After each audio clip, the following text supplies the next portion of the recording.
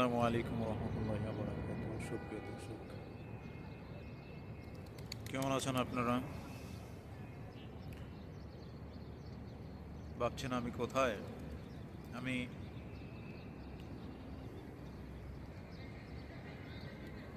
এই যে, নিশ্চয়ই বুঝতে পারছেন আমি কোথায় আছি। মক্কার পাশে, হারাম শরীফের পাশে অবস্থিত হিজরা ইজরা ইশারা এর পাশে একটা বাগান আছে। বাগানে একা বসে আছি। ভিডিওটা করার উদ্দেশ্য হলো, আমি কতক্ষণ যখন একা একা বসে রয়েছে এখানে, আমার কাছে এতটা অসহায় লাগলো, বলে বোঝাতে পারবো না। তখনই আমার মনে হলো,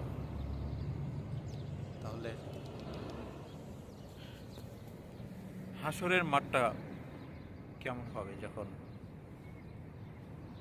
সেখানে সবাই একা একা দৌড়াবে, কোথায় যাবে,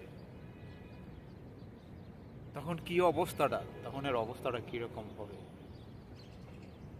বাবা চিনবে না ছেলেকে, মা চিনবে না ছেলেকে, ছেলে চিনবে না মাকে, বাবাকে, সন্তান চিনবে না, স্ত্রী চিনবে না, তখন কেউ কাউকে চিনবে না, একা একা এখানে বসে সেই দৃশ্যটাই অনুভব করতেছিলাম। একা একা বসে যে কতটা অসহায় লাগছিল আমার কাছে, আমি সেই মুহূর্তটা এই মুহূর্তটা আপনাদেরকে আমি হয়তো না বুঝাতে পারলাম,